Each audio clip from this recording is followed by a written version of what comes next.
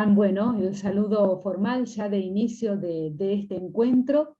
Les damos la bienvenida a los conversatorios virtuales que se desarrollan durante el mes de octubre y también durante el mes de noviembre, en el marco de las actividades que están comprendidas en la continuidad del ciclo de profundización, enseñar y aprender en los primeros años de la universidad, organizadas por la Secretaría Académica de Rectorado. Recordamos que el ciclo está destinado a docentes de primer y segundo año de las carreras de la Universidad Nacional de La Pampa e integrantes de equipos de rectorado y de las unidades académicas involucrados en la temática, y cuenta además con el asesoramiento pedagógico de la doctora María Paula Pierella, de la Universidad Nacional de Rosario e investigadora de CONICET, de quien estuvimos conversando bastante en la previa, ¿no? Una referente en su área. Saludamos muy especialmente a todos los que se han sumado. Nos está acompañando también nuestra secretaria académica, Marcela Domínguez. También saludaba hace unos minutos Juan Pablo Lobey, que es docente de la Universidad de Rosario, con quien estaremos compartiendo un encuentro el próximo martes 25 de octubre, donde junto con Ana Borgorello nos estarán hablando sobre revisiones de roles a partir de experiencias docentes y estudiantiles en tiempos de virtualización forzosa.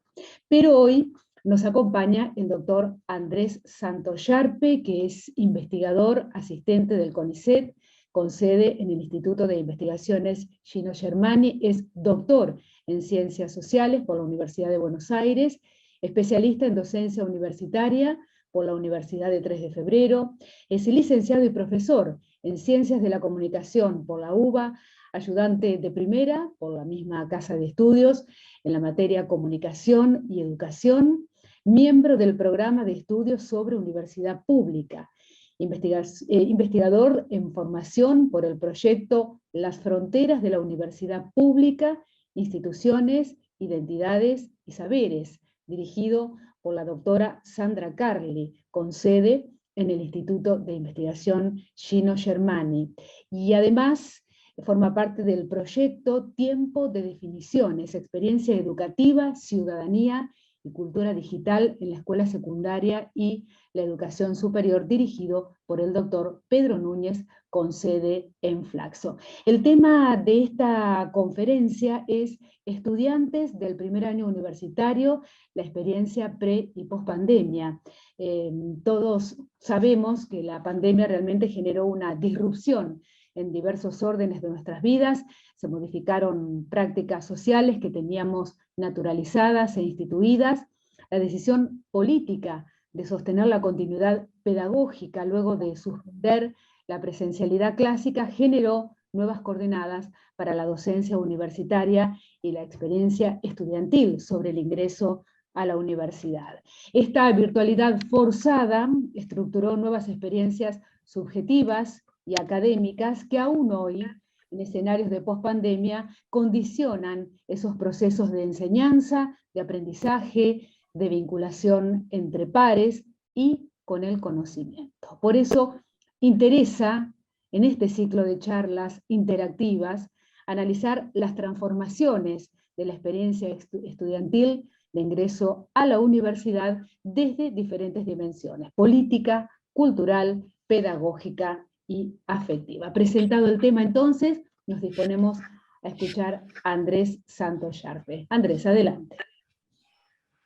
Bueno, muchas gracias Cecilia, muchas gracias por la presentación.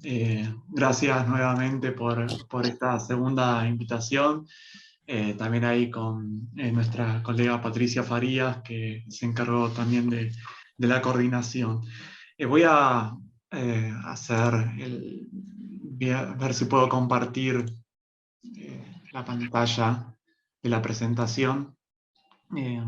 Ahora ustedes me dirán si se ve bien. ¿Se ve bien? Sí. Perfecto. Sí, perfecto, Andrés. Muy bien, ahí está, voy a acomodar. Perfecto. Bueno, ahora sí. Yo una de las cosas que estaba pensando también a medida que estaba estaba organizando esta presentación es que tal vez el título no se corresponde exactamente a lo que voy a decir, en el sentido en que estoy hablando ahí en el título Estudiantes de primer año universitario, la experiencia pre y post pandemia, y respecto a la post pandemia, no sé si todavía llegamos a poder investigar en profundidad todo lo que todo lo que se podría decir sobre la post-pandemia, si es que podemos hablar de ese periodo como tal. Pero sí, como bien mencionó Cecilia Mana, la idea es hablar de la experiencia estudiantil, bueno, de estudiantes de primer año universitario, y esas transformaciones que se vieron entre lo que era esa experiencia o algunos aspectos de esa experiencia en la prepandemia y lo que fue el transcurso principalmente de la pandemia, el durante la pandemia, hubiese sido tal vez ahí un error mío, un título más preciso. A ver, voy pasando diapositiva. Ahí un poco lo que muestro en esta diapositiva, en esta segunda diapositiva, es que lo que voy a mencionar es parte de investigaciones un poquito más amplias que realizo, en parte las que fue mencionando ahí Cecilia Mana en la introducción, así que me facilitó esta primera parte, que bueno, son investigaciones que hago en el marco del PSUC, que es el programa, un equipo que estudia temas sobre universidad pública, en el cual participa también María Paula Pierela, a quien ya Cecilia Mana nombró. Ahí está el UASIT, el de las fronteras de la universidad, ya mencionado, el PICT, tiempo de definiciones, también mencionado recién por Cecilia Mana, así que voy a pasar más pronto. Respecto de esta segunda investigación, ya se produjo un libro que toma algunas de las reflexiones que voy a ir mencionando ahora. Hay como un ruido de fondo, no sé si. Y respecto del UBASI también se va a realizar algún tipo de producción en formato libro. Y otra fuente de la cual tomo algunas cuestiones que voy a presentar ahora es del libro Dolores Experiencias. Y tiempo ya hace la rúbrica esa. Y nada, ya pasámoslo. Sí, disculpen, tenía como un ruido de fondo. Bueno, y también toma algunas cuestiones del libro Dolores, Experiencias y Salidas, que es una investigación en la que participé, principalmente dirigida por Pablo Semán y que fue financiada por el Instituto de Investigación sobre Jóvenes, Violencias y Adicciones, y del cual también, bueno, se produjo este libro. Todo esto, más que nada, lo menciono más allá de la publicidad de los libros, es para contextualizar y por el hecho de que también alguien, si está interesado o interesada, no tiene más que escribirme al mail, que creo que lo dejé en alguna, no me acuerdo si en la primera diapositiva o en la última. Entonces, retomando, vamos a hablar de la experiencia estudiantil, de estudiantes de primer año universitario y las transformaciones de algunos aspectos de esa experiencia entre el pre y el momento de la pandemia, durante la pandemia. Pero primero quería hacer mención a algunas cuestiones generales. Simplemente porque tengo entendido que el público aquí presente es diverso disciplinarmente hablando, y para dar un marco general, algunas pautas comunes, muchas veces cuando analizamos fenómenos sociales encontramos por un lado investigaciones que indagan dimensiones más macrosociales. Por ejemplo, no sé, si a alguien le interesa saber sobre cuestiones vinculadas con la desigualdad, puede analizar, por ejemplo, cómo la distribución desigual del capital económico colabora en esa desigualdad.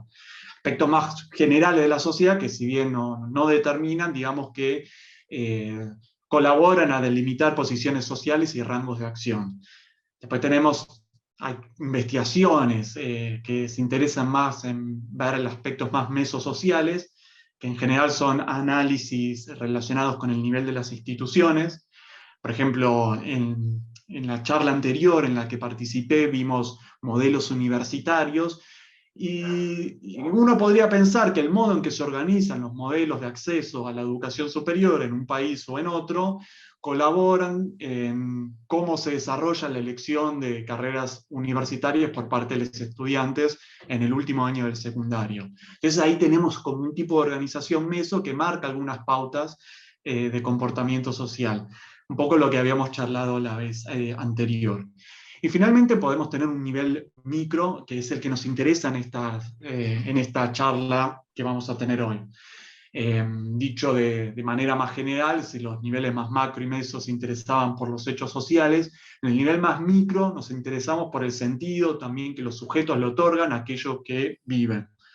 Entonces, un ejemplo clásico es, una cosa es la desigualdad económica y otra cosa es la forma en que vivimos esa desigualdad y cómo esas formas diferenciadas de procesar la desigualdad generan diferentes tipos de comportamientos sociales.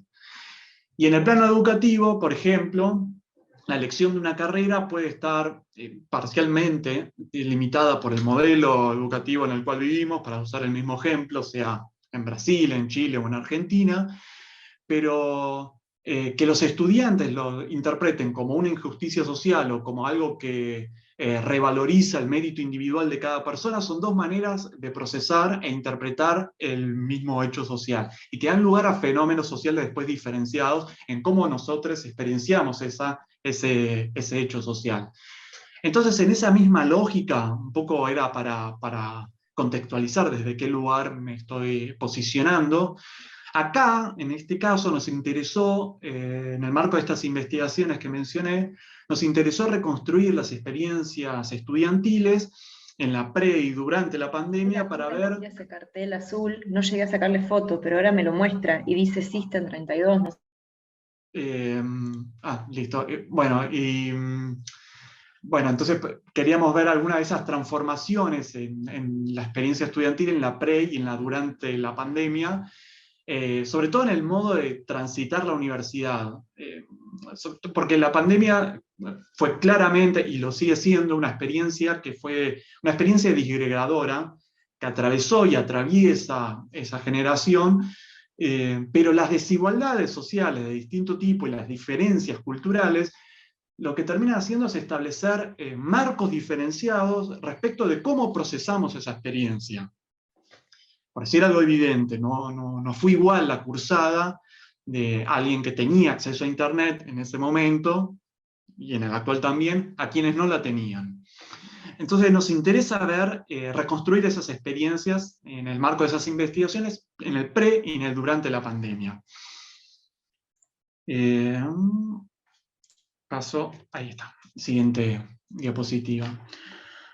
Entonces, todo lo que tiene igual este análisis más micro experiencial es que como se trabaja con datos más cualitativos, eminentemente cualitativos, que siguen la vida de las personas, el territorio que uno puede abarcar suele ser muy reducido. En mi caso, yo trabajé con experiencias de personas que habían ingresado a la universidad previo a la pandemia, es decir, que arrancaron sus estudios superiores en 2019, comparativamente con experiencias de personas que ingresaron durante la pandemia, durante el 2020, para ver esas con transformaciones en el antes y después, en el tránsito del secundario a la universidad, y esa experiencia en los inicios de la vida universitaria también comparativamente. Pero esto lo hice en universidades del área metropolitana de Buenos Aires.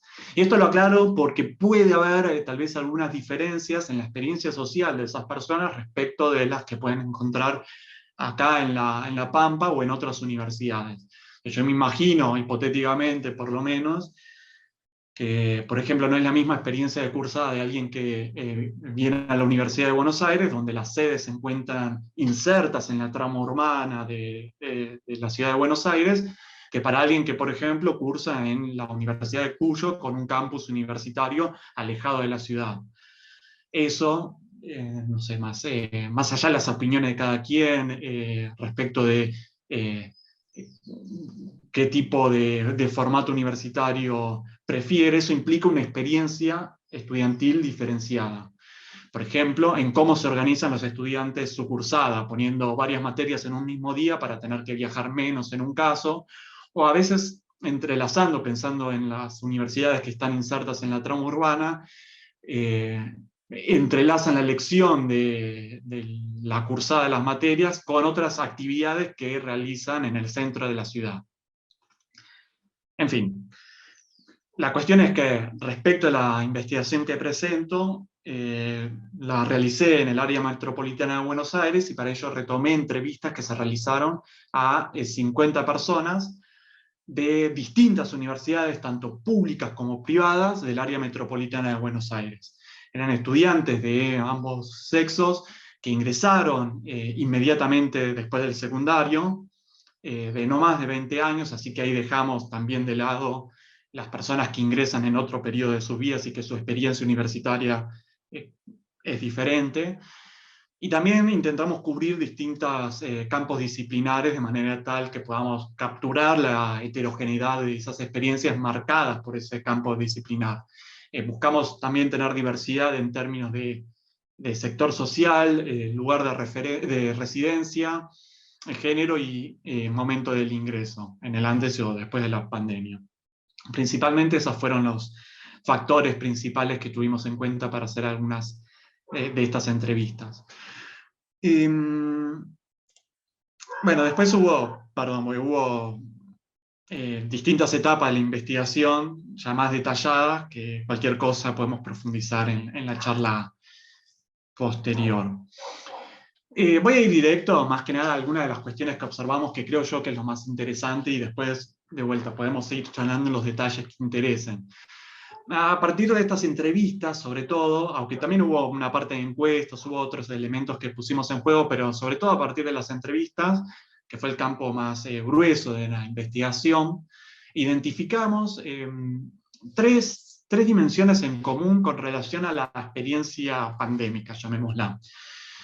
Lo que habíamos visto es que hubo, por un lado, las voy a mencionar, una ruptura, lo que llamamos una ruptura en la transmisión intercohorte estudiantil, entendida como esta intercohorte estudiantil como un grupo de personas que se matricularon en el mismo año y por tanto entendemos que transcurrieron por un mismo periodo en su experiencia estudiantil. Una segunda cuestión que fueron las transformaciones en los modos de estudiar, y un tercer elemento que es el crecimiento de la formación, entre comillas, externa a la universidad durante el periodo de la pandemia. Después hubo otros tipos de experiencias también que aparecen en algunos jóvenes. En algunas personas la virtualidad, por ejemplo, les permitió una mejor gestión del tiempo, en el sentido que les permitió cursar más materias, por solo decir un ejemplo, sobre todo a quienes vivían a grandes distancias de la sede cursada. Otras personas, sobre todo aquellos que vivían con familiares pequeños, sean hijos, hermanas, entre otras personas, con las cuales tenían que compartir dispositivos electrónicos, la virtualidad les afectó esa cursada. Es decir, que hubo muchas experiencias diferenciales. Y en muchos casos esas diferencias estaban marcadas en función de la clase, el género, etc. Pero aún entre todas esas diferencias de grupos sociales que indagamos, observamos estas tres dimensiones que estaban en común, que son estas tres que mencioné recién: la ruptura de transmisión intercohorte estudiantil, las transformaciones en los modos de estudiar y cierta dispersión en la formación y crecimiento de la formación externa durante el periodo de la pandemia. Estos aspectos en común, más allá de esa heterogeneidad en los perfiles de los estudiantes, el hecho de haber encontrado estos aspectos en común nos pareció de una riqueza analítica enorme. Y por eso lo proponía como elemento para la presentación. Así que paso a comentarlas brevemente. Bueno, la primera, pasé el título rápido, que es la ruptura en la transmisión intercohorte estudiantil. Respecto a esta primera, algo que es muy mencionado en investigaciones previas, no solo nuestras, de nuestro equipo, sino varias otras investigaciones, y que nosotros también vimos en la prepandemia, es que los primeros días en la universidad suelen ser para quien ingresa un periodo de profundo desconocimiento de aspectos que luego, eventualmente, quienes lo logran, lo interiorizan y forman parte de su cotidianidad. desde cuestiones que uno ya, no sé, todas las personas aquí presentes son docentes o trabajan en la universidad, y ya ni se preguntan sobre esas cosas, pero aspectos que hacen desde dónde está el aula de cursada, dónde busco tal o cual información, dónde consigo el material de lectura, algo tan básico pero importante como saber anotarse a las materias, o sea, cómo es el procedimiento, o incluso más, digo, saber que hay que anotarse, porque eso que hoy nos parece tan evidente, pero recordemos que en el secundario la inscripción viene dada.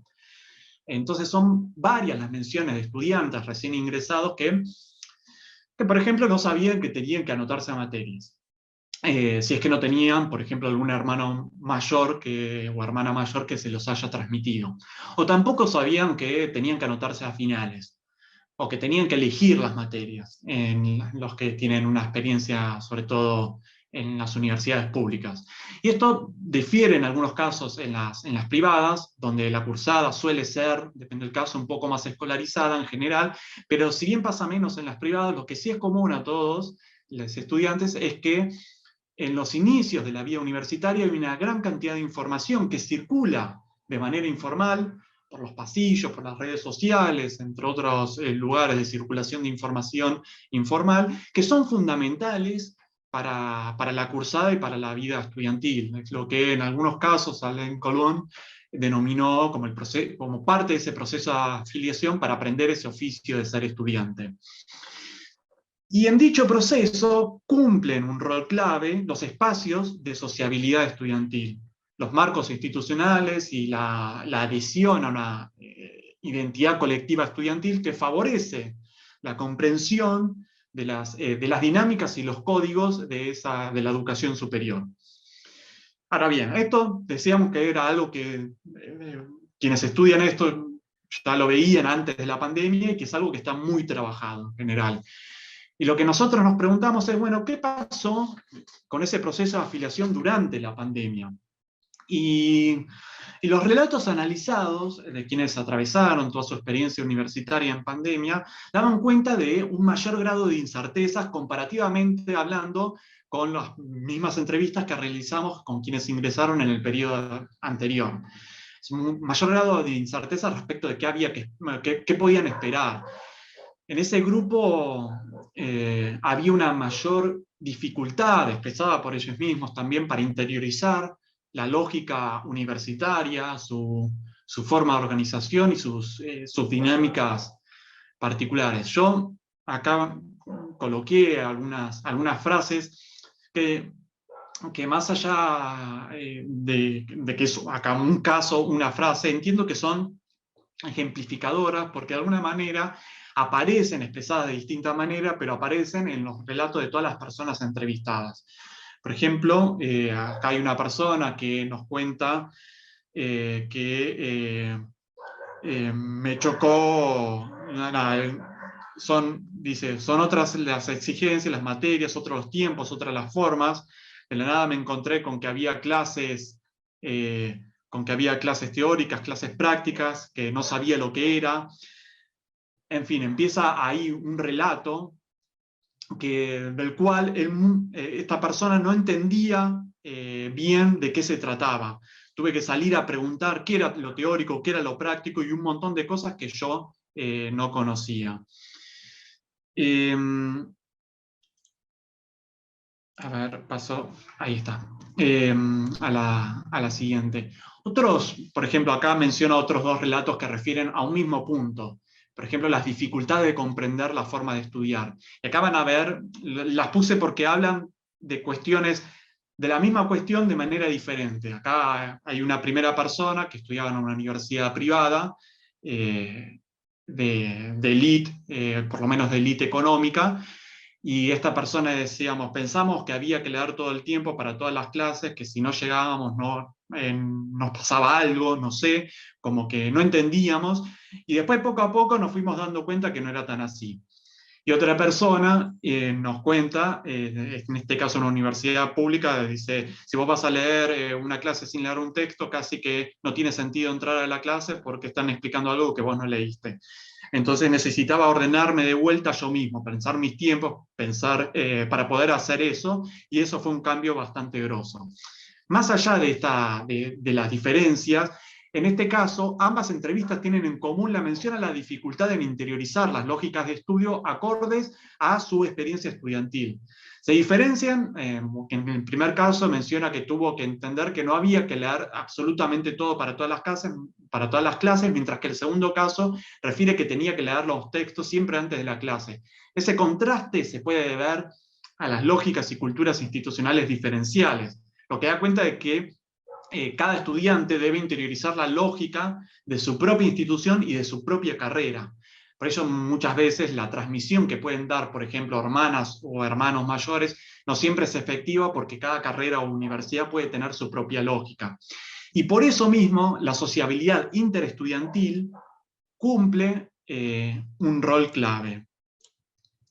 Hasta ahí, entonces, algunas de las cosas que en gran parte ya sabíamos. Y lo que observamos a partir de las encuestas y entrevistas de manera comparativa en ambas etapas, pre y durante la pandemia, es que las dificultades inherentes al proceso de afiliación señalado por Coulon, que no son nuevas y que existían antes de la pandemia, se acentuaron durante la virtualidad y que además cambiaron los modos de circulación de esa información. Antes, por ejemplo, antes de la pandemia, estaban y siguen estando, pero estaban los centros de estudiantes de las universidades públicas, sobre todo, como subinstituciones que en muchos casos eran gestoras de esa circulación de información, gestoras informales. También mucha de la sociabilidad, de intercambios que se dan entre estudiantes, tanto de las públicas como de las privadas, se daban en pasillos, o en los bares, o en los cafés, dentro de la ciudad universitaria o en los alrededores. Y la circulación por esos espacios permitía, para algunos estudiantes, conocer mejor las dinámicas propias de la vida universitaria a partir de intercambios con estudiantes de otras cohortes. También la cursada presencial permitía hablar e intercambiar información con quienes uno cursaba. Y eso es lo que se vio afectado o se vio modificado en alguna medida durante la pandemia. Lo que sí sucedió durante la pandemia también fue que los grupos de Facebook y de WhatsApp, sobre todo, intensificaron su uso, dependiendo en algunos casos de los perfiles y sectores sociales de los estudiantes. Y también dependiendo un poco de la institución, porque en algunos casos esos grupos de Facebook y de WhatsApp eran organizados de manera autogestiva por los estudiantes y en otros casos era organizado por los mismos centros de estudiantes. Y también, eso era con el objetivo de ser quienes canalicen y organicen la circulación de cierta información entre los ingresantes. Eso sería un plano más descriptivo de los cambios. Y durante ese proceso vimos principalmente dos consecuencias, también hablando de un plano muy general.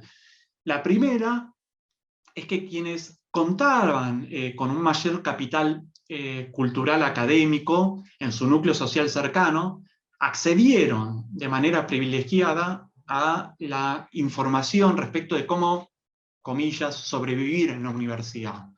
Esto pasaba antes también, no es que no existía, pero el tema es que para los estudiantes que no contaban con ese capital cultural, lo que había eran espacios de intercambio o instituciones como los centros de estudiantes que compensaban esa falta. Estos cambios en la pandemia incrementaron la desigualdad en el acceso a esa información entre estudiantes de una misma cohorte. Entonces, como dije, si bien esa desigualdad existía previo a la pandemia, al reducirse o al modificarse y todavía no organizarse del todo los circuitos de información, esta variable y esta desigualdad cobra mayor peso. Y la segunda consecuencia que vimos es cierta ruptura de la transmisión intercohorte entre estudiantes.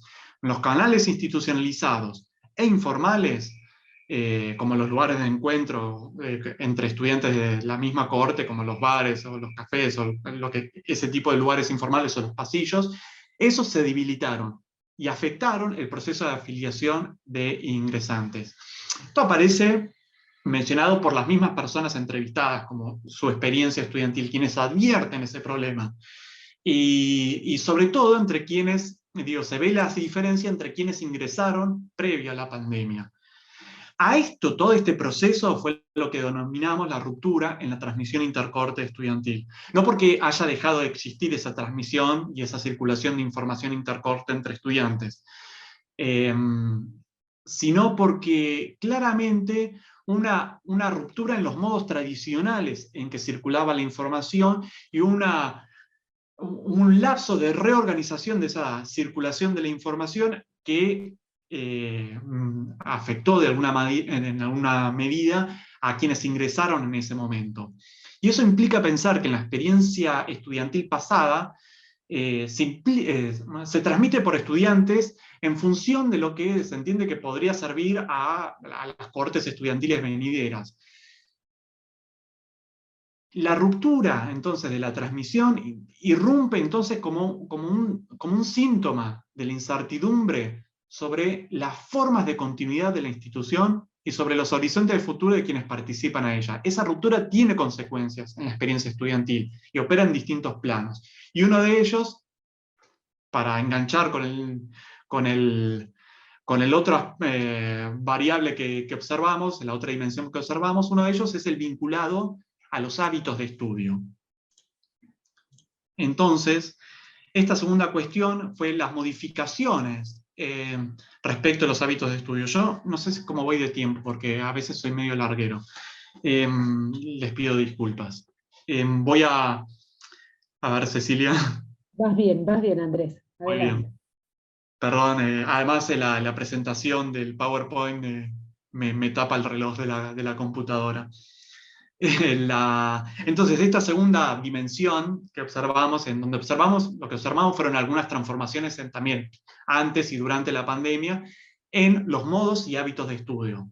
Supongo acá varios recordarán que el pasaje del nivel medio al superior supone aprender a estudiar de otra manera. No es lo mismo estudiar, por ejemplo, para decir una evidencia, 2 o 3 páginas para una materia secundaria, estudiar cientos de ellas en las carreras que exigen una fuerte carga de lectura, o el cambio en la dedicación del tiempo que demanda la resolución, por ejemplo, de ejercicios matemáticos, si pensamos en otro tipo de disciplinas. La cuestión es que vivir la experiencia universitaria implica también aprender a consagrar muchas horas por ejemplo, de plena concentración. Y eso es un hábito que se adquiere y que forma parte de los supuestos de la vida universitaria. Sin ese hábito es difícil transitar la universidad con éxito, llamémoslo, por lo menos en términos de la consecución de una graduación. Ahora bien, ¿qué pasa si las condiciones en que se desenvuelven las prácticas de estudio cambian? Esa fue la pregunta que nos hacíamos también para ver el antes y el después.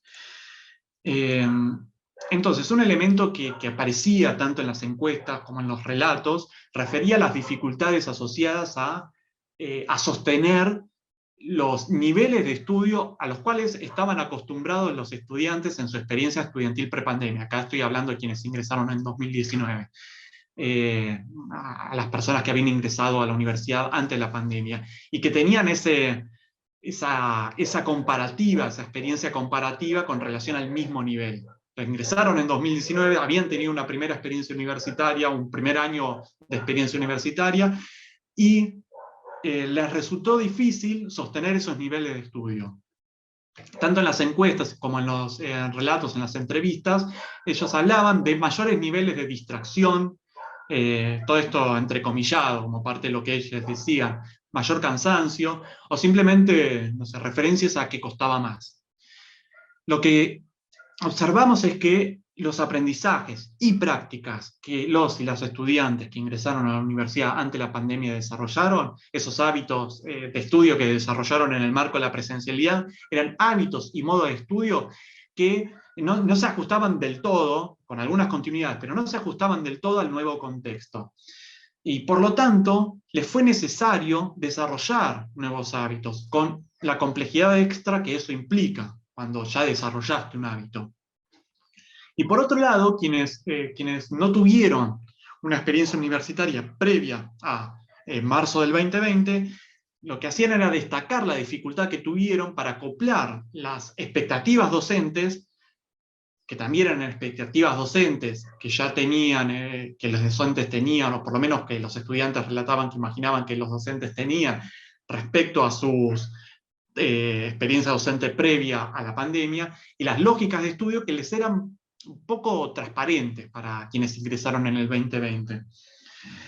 Y en eso colaboraban no solo cuestiones experienciales, tanto de dificultades en el paso del secundario a la universidad en un caso, como las dificultades para acostumbrarse a nuevos hábitos de estudio entre quienes ya estaban a la universidad, sino que también operaban cuestiones materiales. Por ejemplo, las menciones a la bibliografía digitalizada. La bibliografía digitalizada, ya saben, incrementó el uso de la computadora o celular en la mayoría de los casos para la lectura.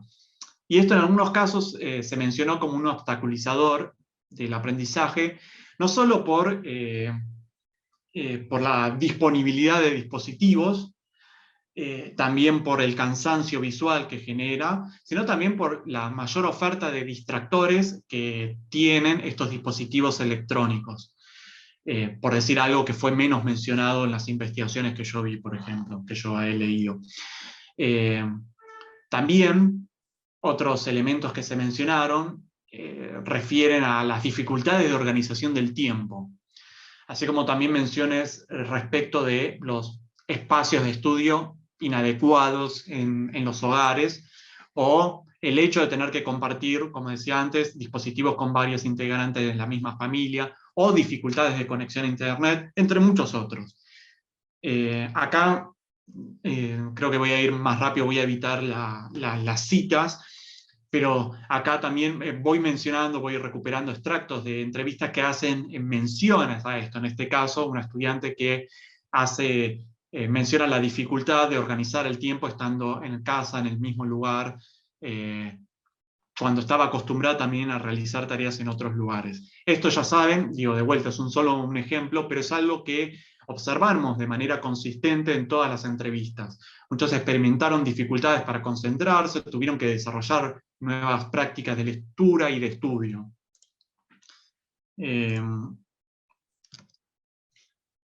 Ahí, de vuelta, otro ejemplo para un segundo caso, que acá lo que tiene de interesante este caso es el final, por lo menos porque sintetizaba varias de las preocupaciones de varios estudiantes.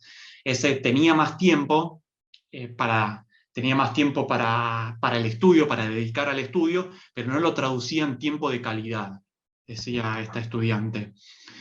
Los cambios entonces en los soportes de lectura, del papel a la computadora, fue uno de los cambios principales también en la experiencia estudiantil, y no es un cambio menor, y no solo de vuelta por el cansancio corporal que existía, o el cansancio visual al estar frente a la pantalla por muchas horas, que también existía, sino también por estos elementos distractivos que ofrece el dispositivo usado, sea la computadora o el celular. Que es lo que refiere esta entrevista también. Más allá, entonces, de las críticas que se puede hacer a estos cambios producto de la virtualidad, también se mencionaron, quiero decir, matices, al menos en dos aspectos centrales, para no negativizar todo de la experiencia pandémica. En primer lugar, algunas entrevistas remarcaron la facilidad de disponer del material digitalizado durante las evaluaciones. En segundo lugar, por ejemplo, otro cambio calificado como positivo en los relatos, sobre todo entre quienes viven más alejados de las sedes de cursada de las instituciones, refiere a que ya no tenían tiempo que calificaban como tiempo perdido en términos de tiempo de viaje. Lo que se observa es entonces una readecuación en la gestión del tiempo en el cuerpo estudiantil. Es decir, reconocen, si se quiere, ventajas utilitarias que les ayudó a transitar con mayor facilidad ciertos aspectos de la carrera. Lo que quiero decir es que todos los aspectos de la experiencia estudiantil durante la pandemia no es que deben negativizarse o analizarse como cambios que son vividos de manera negativa, pero lo que sí es común a todas las personas es que generaron cambios profundos en los modos de estudio, cambios a los cuales debieron acostumbrarse. Y ese nuevo acostumbramiento, esa nueva generación de un hábito, eso lleva tiempo y esfuerzo. Y tiempo y esfuerzo que no todos disponen. Porque hay quienes transitan esa esos nuevos hábitos con mayor dificultad, por sus propias trayectorias estudiantiles, por su propio capital cultural académico, capital digital, como dice una colega, Ducilia Dallaglio. Y esto deviene también en tipos de desigualdades que son un poquito más subrepticias. Y no digo que la universidad históricamente centrada en una cultura escritural y de estudio intensiva, no digo que deba amoldarse esos cambios, pero sí debe reconocer la existencia de esos cambios y pensar que lo que debería hacer para que haya un pasaje, si se quiere, más democrático e igualitario, considerando estas desigualdades entre quienes transitan sus aulas. Voy a ir, y perdón el apuro, al tercer elemento. Un último elemento común referido a los cambios que observamos en la experiencia estudiantil durante la pandemia, o los cambios en común. Después hay otros que tal vez difieren en función de los perfiles estudiantiles, pero los cambios en común fue la dispersión de las elecciones formativas, o lo que acá titulé como el crecimiento de la formación externa. Y por externa me refiero a externa a la universidad. Esto, creo yo, es un elemento central que las universidades deben tener muy en cuenta.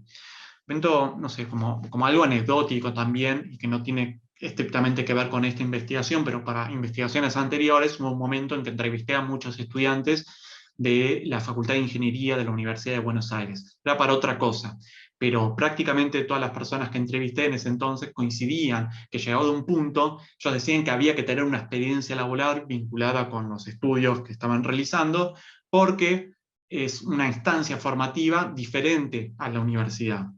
Y en algunos casos la ponían jerárquicamente en igual posición, decían que era una instancia formativa igual de necesaria, aunque en muchos casos priorizaban la graduación.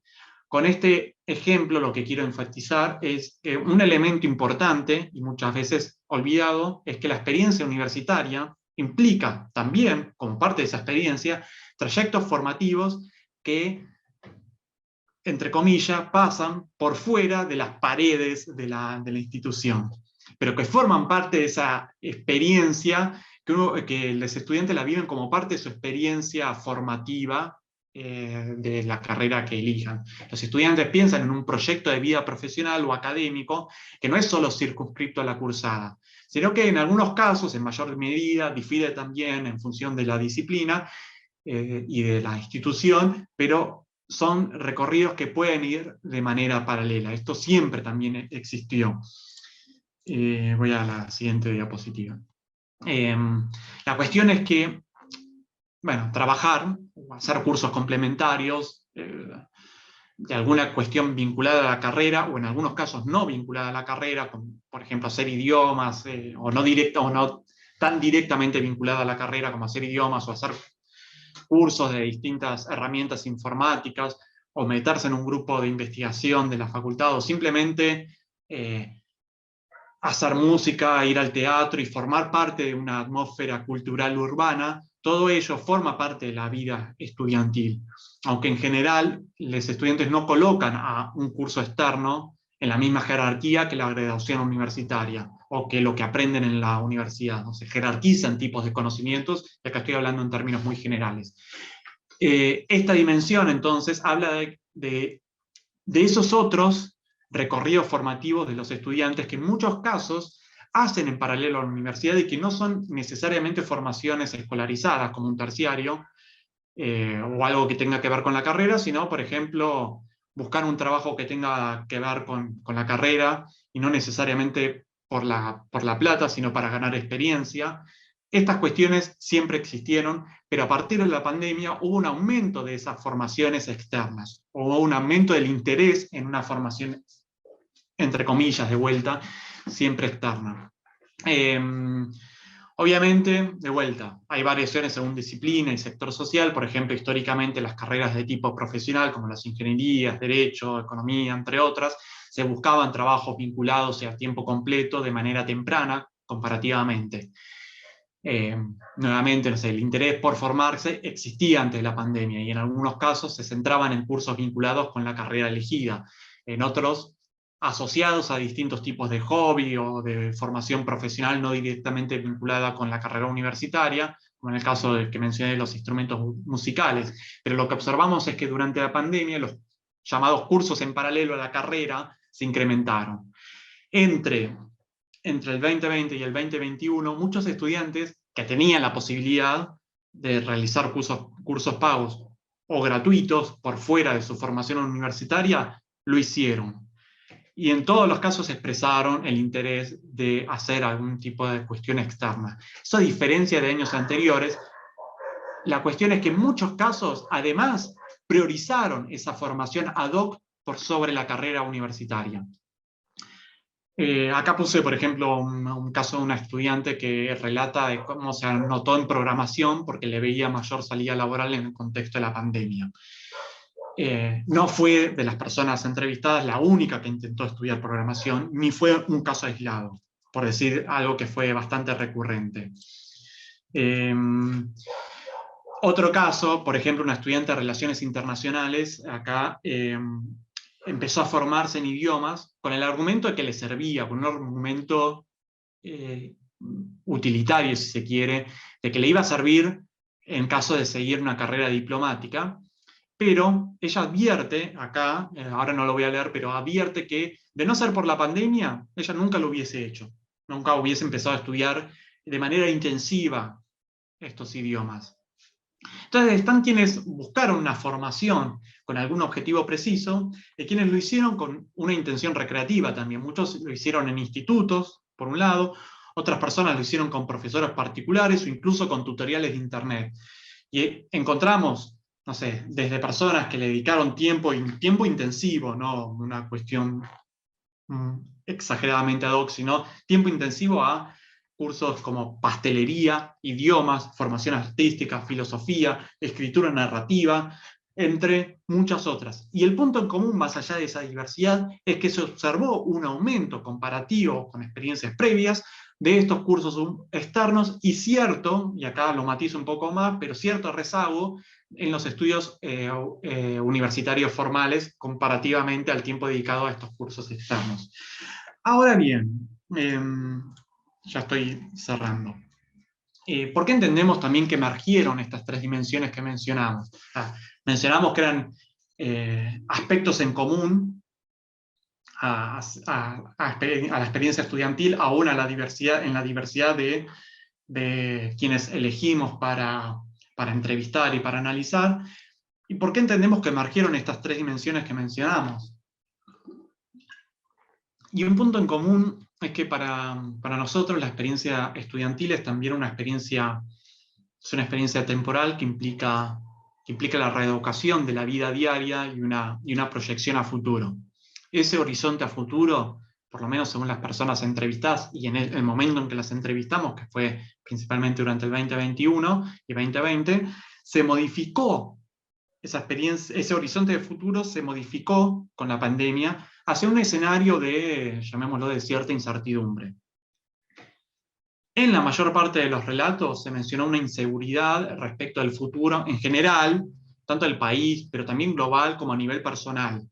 En algunos grupos sociales eso se canalizó a partir de proyectos que variaban mucho según los sectores sociales, que involucraba, por ejemplo, desde un proyecto para armarse un proyecto para irse a vivir al exterior, o tener una experiencia a mediano plazo en el extranjero, y otros optaban por hacer algunos tipos de cursos de formación profesional como vía alternativa de acceso al mercado de trabajo, y todo eso en la pandemia se intensificó. Las personas entrevistadas explicaban este cambio por la incertidumbre que genera la formación universitaria en un nuevo contexto y por sus posibilidades e imposibilidades de proyección, tanto en el país o en algunos casos global o a nivel personal. Y acá no nos interesa, darle a esto que aparece en los relatos una entidad de verdad o no. No estamos discutiendo eso, sino que más allá de si es verdad o no, las personas entrevistadas actuaban en consecuencia de cómo interpretaban esa realidad en la que vivían.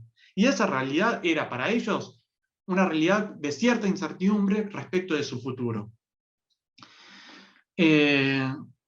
nada, también tenemos grupos de jóvenes que optaron por hacer cursos de manera recreativa con el fin de cortar con la monotonía de la pandemia.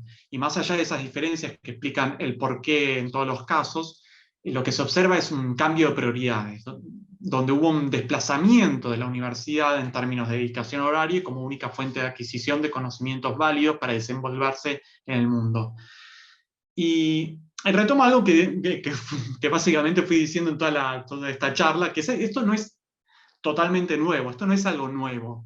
Tal vez haya quienes de acá que ya conozcan a Boaventura de Sousa Santos, y él en su libro De la mano de Alicia, La mano de Alicia, lo social y lo político en la posmodernidad, él ya escribió en el 94, entre otras cosas, que la emergencia de una crisis de hegemonía de la universidad, en la que, muy resumidamente, él entendía que la universidad estaba en una crisis de hegemonía en la medida en que los estados y los agentes económicos empezaban a buscar por fuera de la universidad medios alternativos para la formación de mano de obra calificada. Y a eso le sumaba también una crisis de legitimidad y una crisis institucional de la universidad. Todas esas son tendencias que él observaba y que después él mismo reafirmó 10 años más tarde en su libro La Universidad en el siglo XXI, que fue publicado en español en 2007. Y como vemos, creo yo al menos que esto es algo que en parte ya estaba presente. Sin embargo, más allá de su preexistencia, hubo elementos que fueron particularmente afectados por el contexto de la pandemia y el contexto de la virtualización de la educación. Todo esto es un proceso que entendemos se aceleró y cobró características específicas también durante la pandemia. Y en este contexto, ahora sí, desde mi perspectiva, un poco también porque no sabemos del todo los corolarios o los recorridos que pueda haber de acá al futuro, eso será investigaciones a futuras, esperemos, pero entiendo que en principio la universidad no debe simplemente tampoco subirse a la idea de que hay que aceptar estos cambios y amoldarse a ellos, pero sí debe comprender que hay cambios que están sucediendo en la experiencia estudiantil y en el modo en que los estudiantes construyen sus proyecciones a futuro. Y frente a eso, entiendo yo que la universidad debe tomar un rol protagónico partiendo a la pregunta respecto de qué rol quiere tener en este tipo de sociedad en virtud de estas desigualdades y cómo se están canalizando las formas de la desigualdad en este nuevo contexto. Así que esto fue principalmente lo que estuvimos investigando. Espero que les haya interesado, gustado y muchas gracias. Bueno, Andrés, muchas gracias. Los invitamos a todos a plantear sus inquietudes, sus preguntas, pueden hacerlo a través del chat o directamente abrir micrófono para compartir sus inquietudes con Andrés. Antes de entrar en ese espacio de preguntas, quiero recordarles una cuestión formal que está vinculada a la acreditación de la asistencia a este espacio. Pueden hacerlo a través de un formulario que subía Patricia al comienzo de la jornada, o bien hacerlo a través del chat dejando su nombre y su DNI. Aprovecho a saludar también, que no lo había hecho al comienzo, nos ha acompañado durante esta jornada nuestra vicerrectora, María Emma Martín. También se encuentra presente Sofía Tomaselli, secretaria de Bienestar Universitario de la Universidad Nacional de La Pampa, Verónica Weber, que es coordinadora del área de educación a distancia. También nos acompaña Gustavo Peironet, que es secretario administrativo de la Facultad de Ciencias Veterinarias. Andrés, dejaste planteado un tema muy importante sobre el final de la charla, ¿no? Que esto que plantea, qué desafíos, yo me había notado acá, qué desafíos plantea a la universidad, o debería plantearse la universidad, ¿no? Como único espacio de formación, este desplazamiento de la universidad como único espacio de formación, ¿no? Necesidad de que haya diálogos dentro de la universidad para replantearse el rol de la universidad. ¿Debería ir por ahí? ¿Cómo lo ves? O sea, mover estructuras de tantos años, ¿no? De lo que ha sido la universidad en cuanto a la formación de tantas generaciones.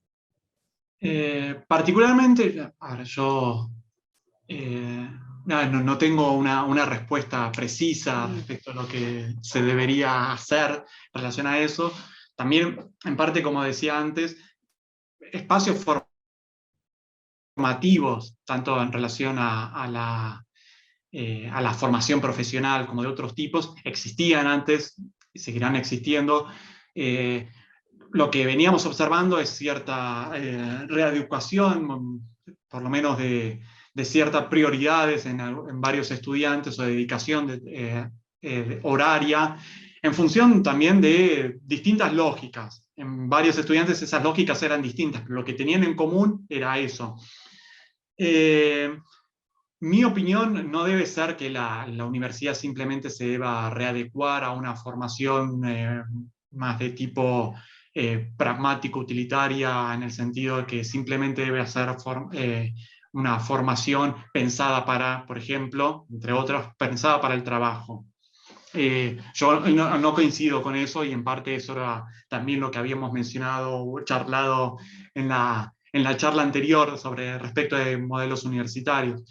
Esa idea que ya nos viene heredada desde Ortega y Gasset, incluso antes, de tener una comprensión más global de cómo nosotros nos inscribimos en la sociedad, como parte de esto, de nuestra pertenencia a la universidad, eso creo que es muy, muy importante.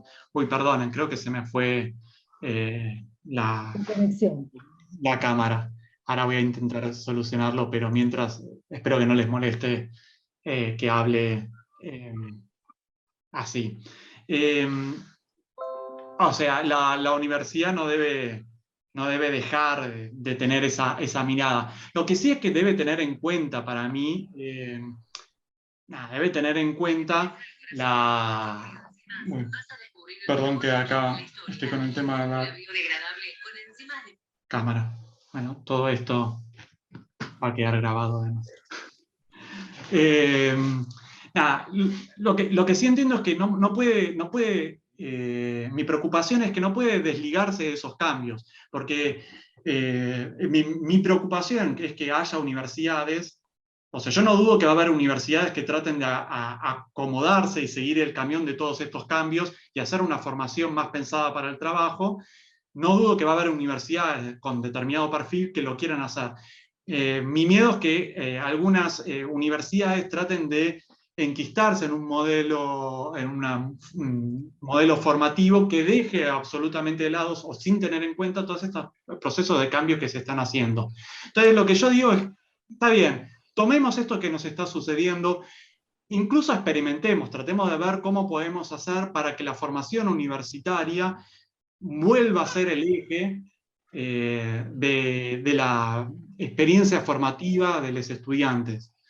Porque la institución universitaria no es solo una institución que forma utilitariamente, sino que involucra a otra serie de aspectos, y me parece central que siga siendo, en este caso, por lo menos por ahora, la universidad, la institución principal que canalice esa vida formativa.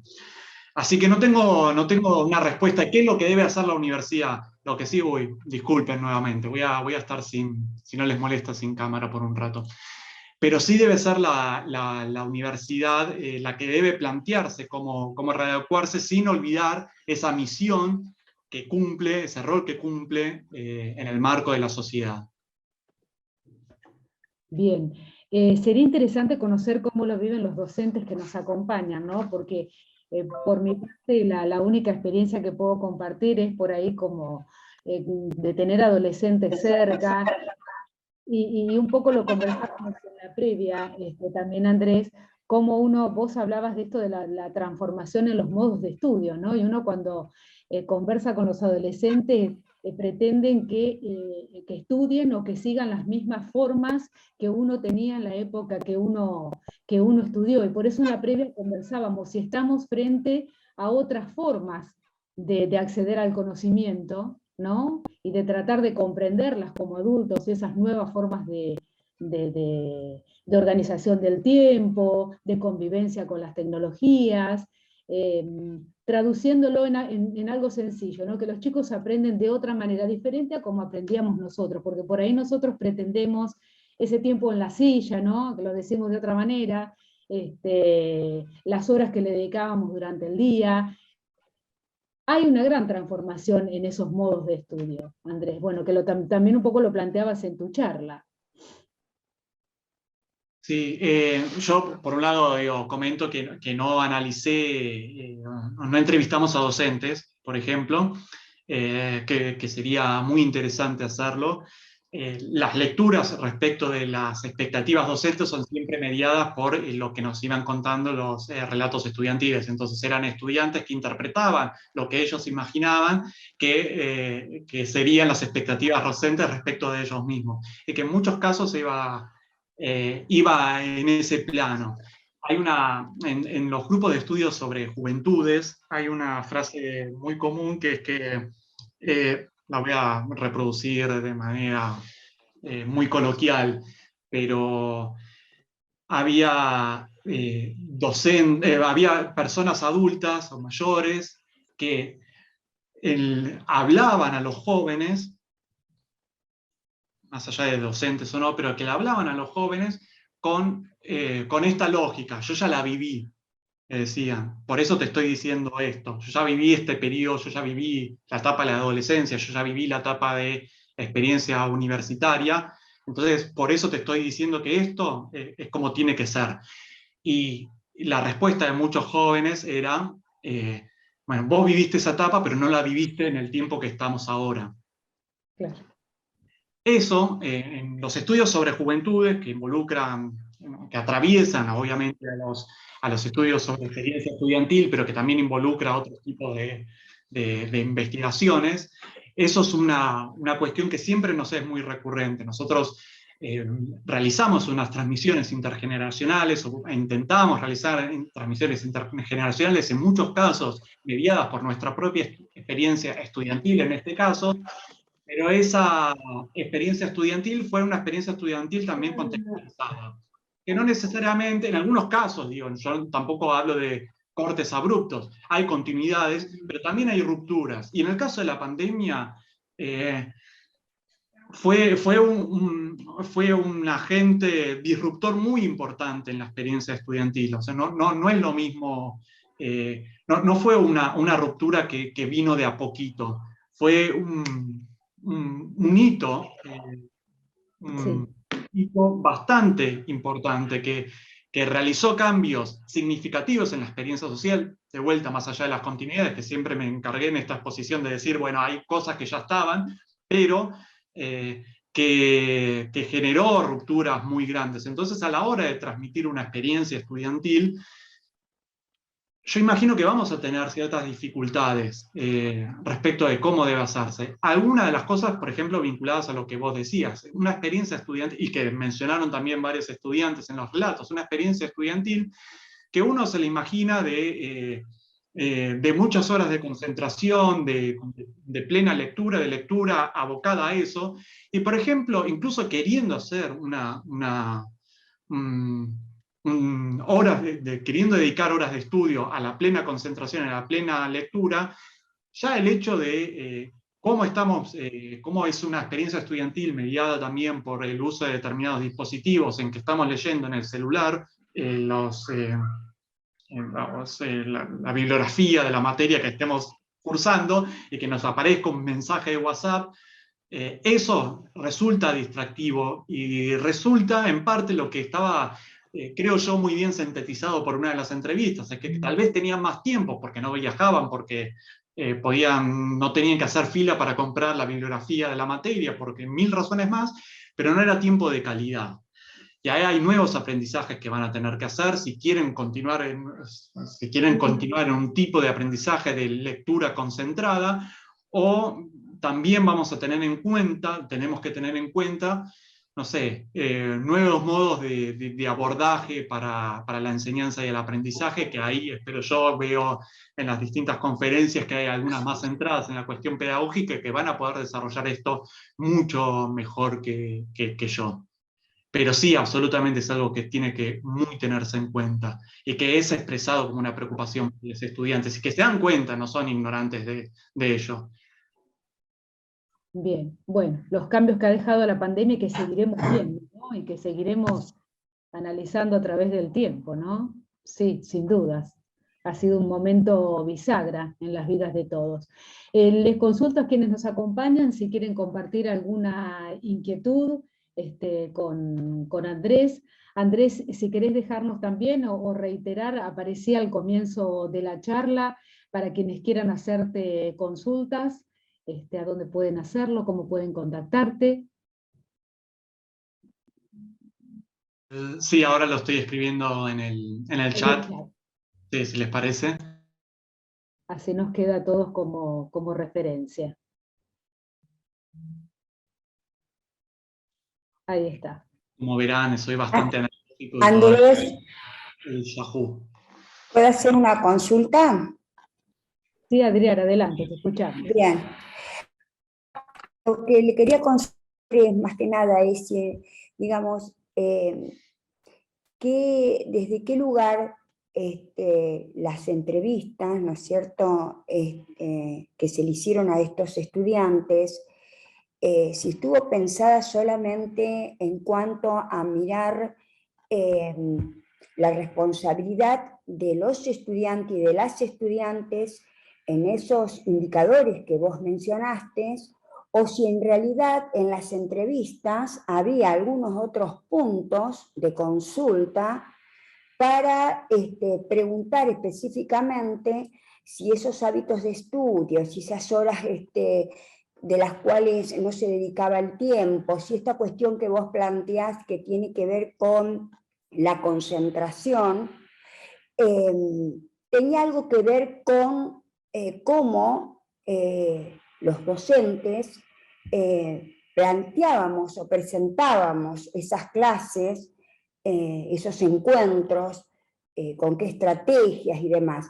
¿Hubo algún momento en donde esto se pudo mencionar para poder entender también por qué a veces también los estudiantes no tienen ese tiempo, como vos planteás, de plena concentración? Bueno, gracias por la pregunta, Adriana. Bueno. Primero, digo, algunas cuestiones más generales, si quiere, de la cuestión metodológica, que no profundicé, es que nosotros lo que hicimos fueron una encuesta, primero una encuesta online a partir de un formulario Google. Recordemos que todo esto fue en el contexto en que era una virtualización, era la pandemia más hardcore, si se quiere, en donde estábamos solo en nuestras casas y no podíamos ir a hacer entrevistas a universidades. Entonces, perdón, entendí que habías retomado algunas entrevistas. No, por ahí yo comprendí mal.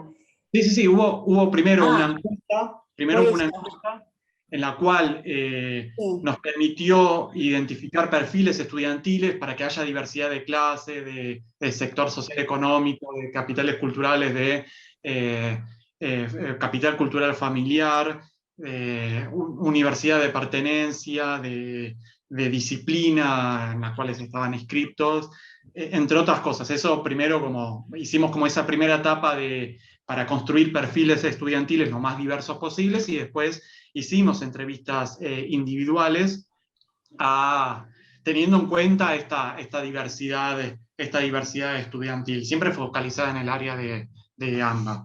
Y entonces, a partir de eso, las entrevistas que nosotros fuimos realizando fueron entrevistas abiertas. Entonces nosotros no pusimos como ejes organizadores de estas entrevistas a estas tres dimensiones que mencioné acá, sino que estas dimensiones fueron al revés, fueron emergentes de las entrevistas. Las entrevistas, dicho de manera general, fueron organizadas temáticamente desde, bueno, cómo fue el proceso de elección de carrera, íbamos indagando, bueno, claro, qué hiciste en tal momento, qué hiciste en tal otro, centrándonos en cuestiones más descriptivas de esos estudiantes, de cómo iban viviendo esas experiencias. Y después nosotros íbamos reconstruyendo, a partir de que íbamos identificando elementos en común entre todas las entrevistas, y fuimos reconstruyendo estas dimensiones, que eran dimensiones, categorías nativas, lo que se llama categorías nativas, porque eran emergentes de esos relatos. entiendo. Entonces, Ah, perdón. No, está bien, era... Entonces, la cuestión de la concentración fue algo que apareció en las entrevistas, no lo mencionamos antes. ¿Cómo, la cuestión de los docentes y cómo era lo que si los docentes, si era había una responsabilización respecto de cómo daban clase los docentes, no lo pusimos como algo en común a todos, en la medida en que hubo quienes tenían una mirada, hubo estudiantes que tenían una mirada bastante empática, en general era así, una mirada bastante empática respecto del rol docente durante la pandemia. Eh, eh, Comprensiva de todas las dificultades, algunas veces hacían interpretaciones respecto de por qué razón tal o cual docente realizaba una clase de tal o cual manera.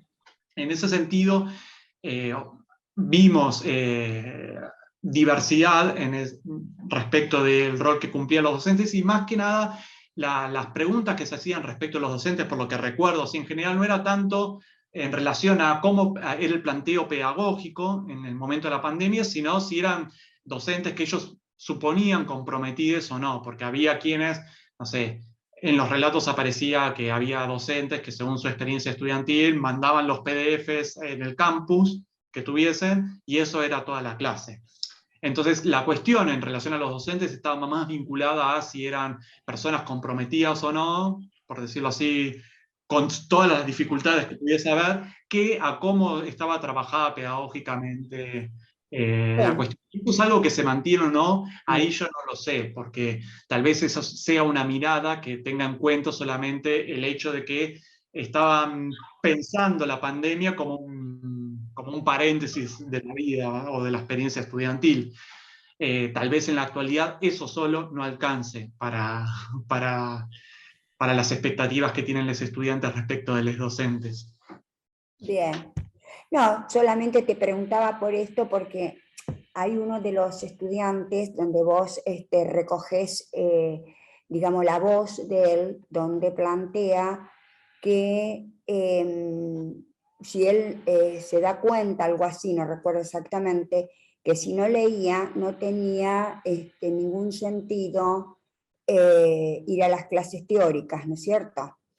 Bien, muchas veces uno se encuentra con estudiantes, ¿no? Que intentan leer los textos, pero para comprender un texto uno tiene que tener determinadas estrategias y determinados saberes previos como para poderlo leer. Entonces, a veces esto que vos recopilás respecto a este estudiante, nosotros también a veces lo encontramos aquí en nuestras facultades, en tanto y en cuanto bien sabemos que para poder acceder a un texto académico, más de una vez nosotros tenemos que utilizar estrategias didácticos pedagógicas para que estos estudiantes puedan acceder justamente a la lectura de los textos. Entonces a veces hacerlos leer un texto antes de cursar, con un nivel de dificultad que a veces se presentan en tanto a la comprensión, es muy posible que este estudiante te haya dicho justamente no tiene ningún sentido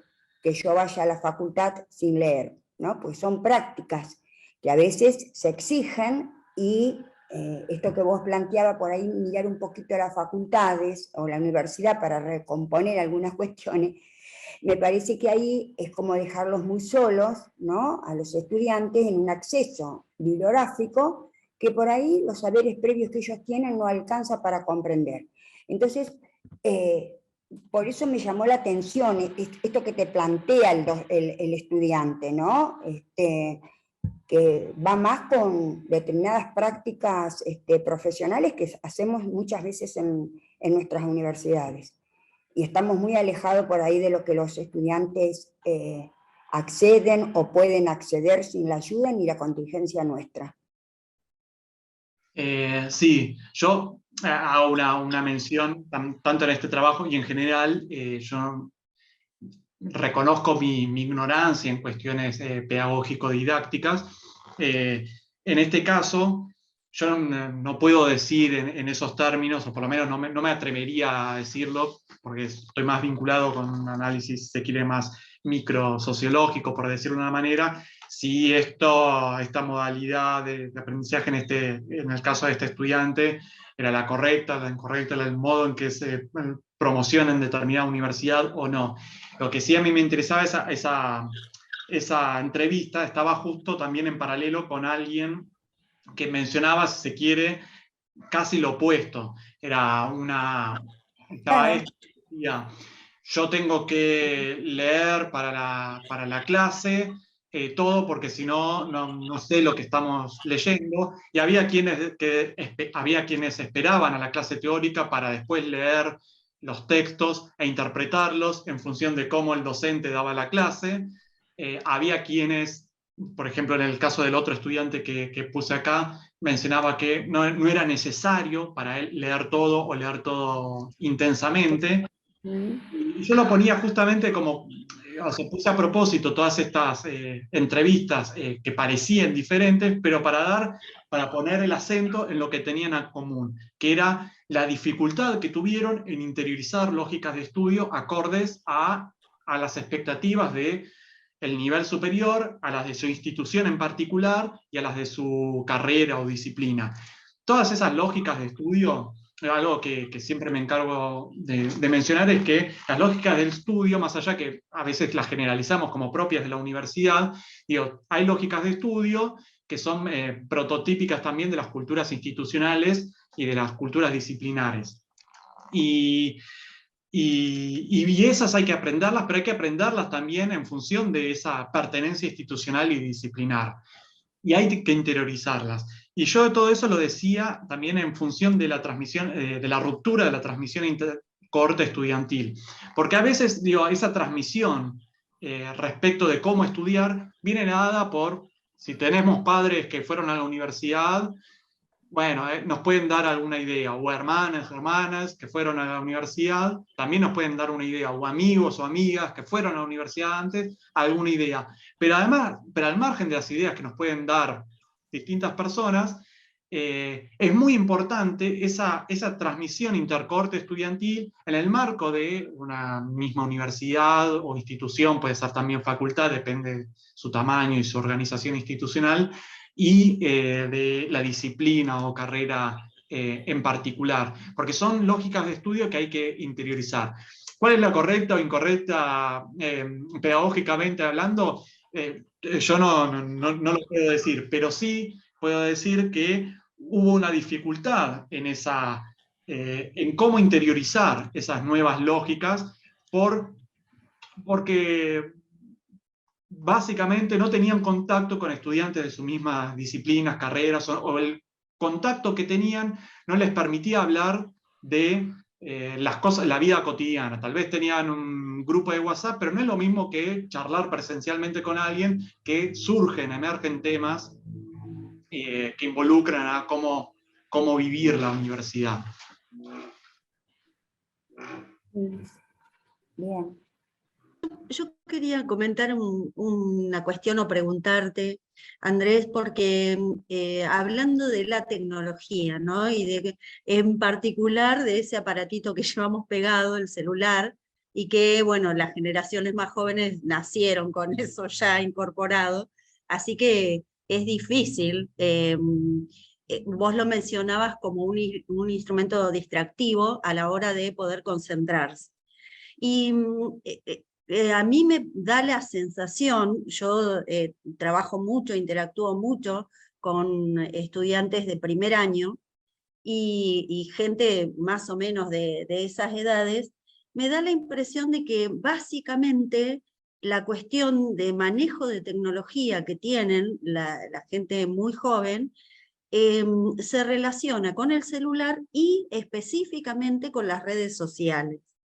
Pero cuando uno sale de eso, a mí me resulta sorprendente que un chico, una chica de 17, 20 años por ahí ingresa a un campus y no sabe eso que vos comentabas, no sabe cómo inscribirse a una materia, no alcanza a distinguir rápidamente la lógica que tienen las páginas de Internet. Tampoco les es sencillo incorporar conocimientos sobre manejo de algunos software, por ejemplo. Entonces, no sé hasta qué punto podríamos decir esto de la tecnología. Por ejemplo, el celular, si vos querés, podés hacer que los mensajes no sean emergentes y que por un determinado tiempo nada interrumpa una lectura si vos no tenés otro medio más que el celular para leerlo. Y no puede ser que los chicos estos que en realidad viven con la tecnología incorporada, eso no lo puedan manejar o no lo sepan o no lo incorporen rápidamente. ¿Qué es lo que pasa con eso? Gracias, María. Yo, primero una cuestión general, y acá Juan Pablo lo veis probablemente en la charla que viene y también lo vamos promocionando, lo pueda desarrollar mejor que yo. Tampoco quiero demonizar, por decirlo de alguna manera, a los smartphones y al uso de las distintas tecnologías, nuevas tecnologías, pues también, no sé, el libro y el pizarrón también son tecnologías, pero a estas nuevas que nos estamos refiriendo, tampoco queremos demonizarlas. Incluso a veces el uso del celular en el aula estuvo muy estudiado, que tiene que ver no porque estén viendo redes sociales, sino porque están viendo la información que dice el docente, tratando de interiorizarse en algunas cuestiones, o leyendo el programa de la materia, o la bibliografía, o ese tipo de cuestiones. Entonces no es que quiero demonizarla, ni tampoco reducirla a la cuestión del uso más social que existe y está, pero solamente eso. Y entonces, no es demonizarla, pero sí decir que en este periodo lo que pasó, por lo menos en lo que observamos nosotros, es que los cambios en los hábitos de estudio, en una parte estuvieron también mediados o estuvieron intervenidos por los cambios en la materialidad de los dispositivos a partir de los cuales se estudiaba, de las tecnologías, de la tecnología libro, o mejor dicho, fotocopias de libro, a la tecnología celular. También, como decís vos, María, se puede bloquear o nada, te desconectas de internet y no te llegan mensajes. La persona que en un momento, bueno, que no leí todo el extracto de entrevistas, pero esta persona que decía que tenía más tiempo, pero no lo traducía en tiempo de calidad, ella, por ejemplo, mencionaba que empezó a utilizar la técnica Pomodoro, que es que en algunos casos no sé si la conocerán, pero bueno, se puede instalar un software en la computadora que te bloquee internet por 20 minutos y después tenés 10 minutos de uso o 5 minutos, no me acuerdo exactamente cuánto eran los tiempos, pero para distraerte y para mirar cosas. Y entonces iban intercalando los 20 minutos de lectura con 5 o 10 de distracción. Pero la cuestión es que lo que iban mencionando es que tal vez están en la computadora y tienen el celular al lado, o que no tienen ese pomodoro para bloquear celular, o que terminan leyendo, lo que decía esta chica, que estoy releyendo el mismo párrafo y no me termino de concentrar del todo. Entonces hay algo ahí que opera, que termina siendo que el punto en común era que era una experiencia de lectura mucho más distractiva. Que en parte, no quiero adjudicárselo únicamente a eso, pero en parte imaginamos, o por lo menos por estas experiencias que nos iban transmitiendo, tenía que ver por esos cambios en las tecnologías y en los usos de esa tecnología. Otra cuestión que mencionaste, interesante también, que capaz que es un poco más desagregada, pero me parece interesante también, es que vos mencionabas que, a ver, como dijiste, estas personas, ¿no?, en muchos casos no saben cómo inscribirse en una materia, no saben las lógicas de las páginas de internet o de los campus o ese tipo de cosas. Y me parece muy interesante porque muchas veces se suele asociar, o se solía asociar, ya no tanto, pero en investigaciones más iniciales sobre los usos de las nuevas tecnologías, se solía categorizar a estas generaciones que nacieron con estas tecnologías como generaciones que ya, como los nativos digitales, que es una categoría muy discutida ya, y que por tanto sabían los usos. Pero los usos de Internet y de todos estos dispositivos son muy variados. Nosotros, por ejemplo, lo que estamos analizando en otra cuestión, que está vinculada con todas estas investigaciones, que formó parte del mismo cúmulo de investigaciones, pero que estaba más relacionada con las selecciones de carreras, es que nosotros estábamos viendo, hicimos como una etnografía digital de cómo buscaban la información sobre las carreras en el momento de pandemia, que en gran parte, una buena parte era búsquedas en Internet. Y no sabían cómo buscar estratégicamente, no sabían palabras claves o no, ponían cuál es la universidad o carrera de medicina y les salía en las publicidades primero, que en nuestros casos, o por lo menos en mi caso, tal vez esa búsqueda estaba muy mediada por otros dispositivos como la guía del estudiante, el librito así enorme que se repartía en escuelas, en algunas escuelas y universidades, o las ferias de universidades, ese tipo de cosas que en pandemia se suspendieron en gran parte. Y esas búsquedas de Internet de la selección de carrera eran búsquedas muy dispersas en términos de cómo y poco organizadas. Y diferían un montón en función de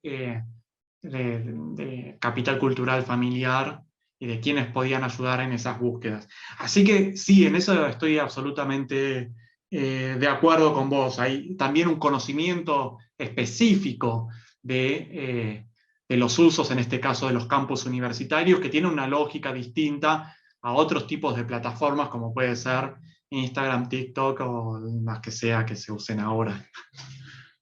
Bueno, Juan Pablo lo ve y adhiriendo a esto que comentás, Andrés, comentaba en el chat, ¿no? Creo que esto que dice María Liz pone en tela de juicio la categoría de nativos digitales. Gustavo Peyronet también comenta, ¿no? Tienen el celular al lado, ¿cuántos de nosotros en estos momentos lo tenemos y lo silenciamos también? Y a lo que adhiere Adriana también, ¿no? Sí, el uso del celular genera, ¿no? Todos estos debates por lo que significa y el protagonismo que tiene para nosotros y para los estudiantes también, ¿no? Perdón, me quedo pensando en toda esto que comparte Andrés, lo que encontró en su investigación, en los diferentes trabajos de investigación que estuvo realizando en relación a la experiencia estudiantil, y yo me quedo como pensando, bueno, en esto que dijiste al inicio, ¿no? Que todavía no podríamos decir que estamos en post-pandemia, o todavía estamos en este proceso de tratar de entender qué es lo que les pasa y lo que nos pasa como docentes y también como sujetos, porque realmente cambió el eje de coordenadas de todo, ¿no? Me resultó muy interesante, pero también así muy movilizante el último punto, ¿no? Este desplazamiento o esta crisis hegemónica que tiene la universidad como centro de formación, que es cierto, ya lo han planteado otros autores, pero bueno, muchas de estas problemáticas también existían en prepandemia, pero toman otras dimensiones, ¿no? En esto que nos tocó pasar. Pero yo me quedo pensando en la importancia que tiene que como docentes, como profes de primer año, de segundo y de tercero, porque se habla de un nuevo ingreso, ¿no? El tercer año que es por primera vez presencial, todo lo que impacta y todo lo que implica esto que tiene nombre de categoría conceptual, podemos llamarla afiliación institucional o afiliación académica o aprender el oficio de estudiante o aprender el uso de un campus, pero o esta categoría, esta primer dimensión que mencionaste que me resultó muy interesante, pero realmente los estudiantes lo viven como un padecimiento, realmente tienen una dificultad muchas, ¿no? Que plantean de leer y no poder concentrarse, o sea, realmente la pandemia arrasó en distintos planos, y me parece que en nuestros espacios como docentes, en el campo de actuación que tenemos, es muy necesario que podamos comprender los matices que tienen y las diferencias, ¿no?, de estas experiencias estudiantiles. Y pensaba, no solo para aquellos que empezaron en tiempos de pandemia, ¿no?, sino también para aquellos que empezaron en el 2019, un primer ingreso, como por ahí todos conocemos, ese primer año que estás medio ahí perdido, y que donde vas a consolidar por ahí, o donde vas a empezar a aprender a esa lógica institucional y disciplinar, bueno, estuvo este escenario de pandemia, entonces donde mucha gente dejó de estudiar, o mucha gente está con un pie adentro y un pie afuera. Los números son terribles en todas las universidades del país. Entonces me parece que conocer las características de la experiencia estudiantil nos obliga como docentes, digamos, a replantearnos muchas cuestiones, obviamente institucionalmente también, ¿no? Pero bueno, cómo mejorar las formas de acompañamientos que tenemos, en el orden didáctico, por supuesto, pero también desde lo institucional. Pero no quiero perder de vista esto de que hay un padecimiento de los estudiantes realmente, porque además así lo manifiestan, ¿no? Bueno, Patricia, hiciste como, también me encantó porque hiciste un gran resumen de lo que son también mis preocupaciones. O sea, en un sentido, lamento decirles que lo que yo traigo acá es simplemente algunas cuestiones que que vimos en común y que están todavía en la categoría de preocupaciones. Esperemos que encontremos políticas institucionales que les toca también a ustedes, quienes gestionan las instituciones, para ver cómo podemos hacer para encauzar, o no sé si encauzar es la palabra, pero bueno, darle o revalorizar la universidad en el rol social que tuvo. Algunas cuestiones, digo dos cuestiones pequeñas. Primero, alguna mencionada la cuestión de la tecnología. Toda esta del uso de celulares, lo dije como no demonicemos a la universidad, no demonicemos a la tecnología, sea cual sea, pero no las pensemos como neutrales. Y tampoco es la única dimensión que afectó este cambio de estas dificultades en la concentración, no es la única variable, pero sí tengamos en cuenta que un cambio de la materialidad, un cambio material, afecta a cómo nosotros estudiamos. No es lo mismo estudiar, en este caso, en papel que en algo digital, y pensémoslo con cualquier otro tipo de materialidad.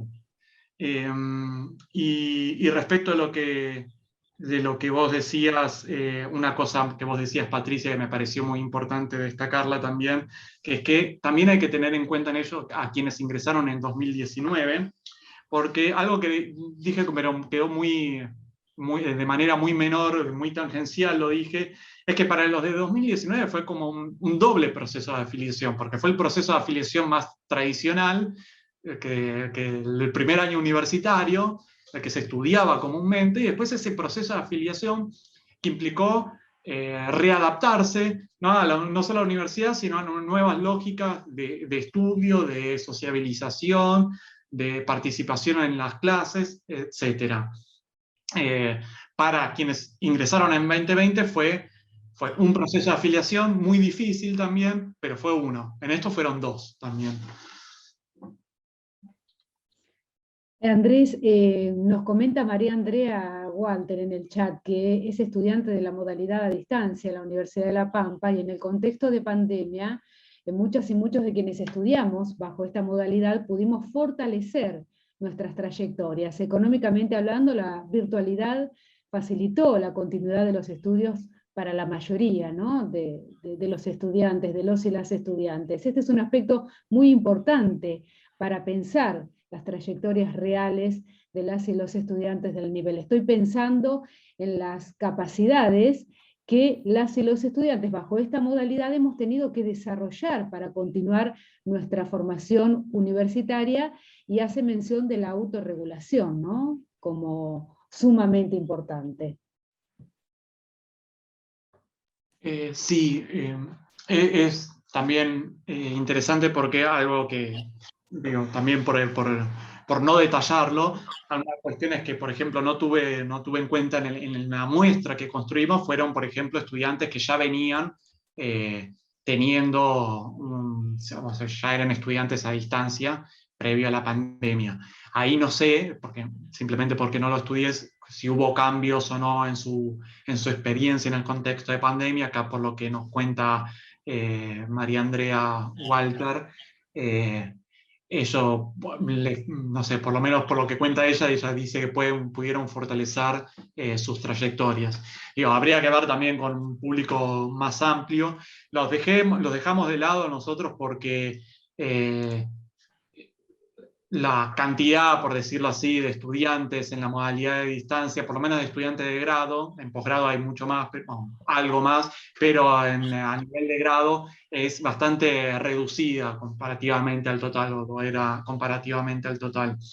Entonces eso los dejamos de lado, y además porque nos pareció también más interesante hacer esa comparación cuando el cambio había sido, o imaginábamos a modo hipotético que había sido mucho mayor. Pero algo que vos decís también que es interesante, que es que bajo esa modalidad los estudiantes tienen que desarrollar, bueno, vos lo mencionás como capacidades o como hábitos de estudio, distintos tipos de hábitos que tienen que desarrollar para su formación y su experiencia universitaria.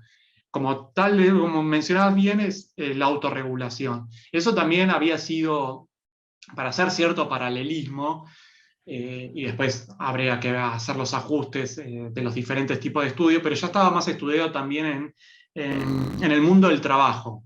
Quienes trabajaban a modalidad virtual, o home office, como sea que se diga, ese tipo de autodisciplina, autorregulación, lo escuché más como autodisciplina. Fue un elemento que estuvo mucho más estudiado en los estudios sobre trabajo y sobre experiencias laborales. Y que tal vez, sea algún elemento como parece diálogo, interinvestigaciones que debamos tener en cuenta para pensar estas diferencias en las experiencias estudiantiles, en la modalidad más presencial y en la modalidad más a distancia. Sobre todo ahora también que si bien en algún punto hay una vuelta en la presencialidad, sigue habiendo espacios que siguen siendo virtuales dependiendo de la carrera, de la institución, el modo de organización. Acá hay una gran variedad en términos de cómo se fueron organizando en las distintas instituciones, también por cuestiones vinculadas a la política universitaria en relación a la universidad, a la modalidad de distancia, porque bueno, está la CONIAU y todas esas cosas que imagino que acá los representantes las representantes de la gestión conocen mucho mejor, pero bueno, la inscripción al CIED y las habilitaciones respecto de eso. Entonces, toda esta dispersión en el sistema universitario, bueno, implica que vamos a encontrar una gran fragmentación de experiencias universitarias, y tal vez tengamos que recuperar estos conceptos que fueron muy útiles para determinados tipos de investigaciones, que tal vez nos dejábamos de lado en un momento, por lo que decía yo antes, porque tal vez los estudiantes a distancia tradicionales no eran tantos comparativamente, y hoy son conceptos que nos son útiles para pensar un nuevo tipo de experiencia estudiantil. Así que tal vez en algún futuro te entrevistamos, Andrea. Perdón, en relación a estas cuestiones también de afiliación institucional, la cuestión de que son códigos que se transmiten, creo importante considerar que en la etapa de pandemia, el claustro docente nos encontramos ante la situación de qué podemos transmitir si ni teníamos claro ciertas cuestiones, sobre todo porque consideramos una etapa crítica. Ante una crisis, creo que justamente las herramientas vienen como a posterior, y no había líneas institucionales, resoluciones, ordenanzas. Nombraste recién el CIED, Andrés, cosa que no todas las universidades lo tienen acreditados. Y una de las cuestiones que aconteció en la UNR fue la dificultad de el manejo y la programación del campus virtual por parte del claustro docente. Desde esa cuestión, separar también un poco esto que hablaban de nativos digitales, en el sentido de que tecnología en procesos de enseñanza y aprendizaje no es lo mismo que utilización de redes virtuales. Puedo ser un crack en Instagram, Snapchat, etcétera, pero el tener una herramienta que lo utilizamos en procesos de enseñanza y aprendizaje no nos deja como con herramientas, por más de que sepamos manejar muchas redes. Entonces, desde ahí me parece que las dificultades docentes del manejo de una herramienta tan poderosa y accesible, como es, por ejemplo, un campus virtual universitario con plataformas Moodle, al no tenerlo en claro, al comenzar recién las primeras formaciones en 2020, por más de que existía desde el 2008 en la situación de Rosario, me parece que dificultó mucho la cuestión de estas transmisiones, de estos códigos, que sin duda después de 2 años y con varias formaciones e instancias, todavía se guarda cierta dificultad por comprender ciertos códigos, y digo códigos desde el lado docente, en tiempos y espacio, en el sentido de saturar en esta cuestión de bibliografía, actividades, recursos, y que sin dudas va a ser un impacto muy negativo ante las personas que están realizando no solamente nuestra materia, sino que están trabajando, cursando a la par otras cuestiones, teniendo una vida. Creo que fue esto de intentar adecuar lo que hacíamos en modo presencial en un medio que se organiza o tiene otros espacios y otros tiempos, que puede ser muy poderoso, pero a la vez que puede ser muy contraproducente si no entendemos o se nos dificulta asimilar la lógica de esta modalidad en sí, que refiere, bueno, otros códigos, otros tiempos, espacios, y desde ahí, sin dudas, quizás esto de la afiliación institucional cueste aún más, porque no sé si el claustro docente lo tiene todavía. Lo tenemos, ¿sí? Me incluyo, no me voy a ver por fuera, muy asimilado. Sí, yo también hay una cuestión que de la experiencia docente que no me animo a decir más allá de mi propia experiencia, o a lo sumo de cómo los estudiantes interpretaron esa transmisión docente-estudiante. Acá, en general, lo que fueron mis investigaciones, siempre me estuve centrando en lo que fue la mirada de los estudiantes, de los estudiantes.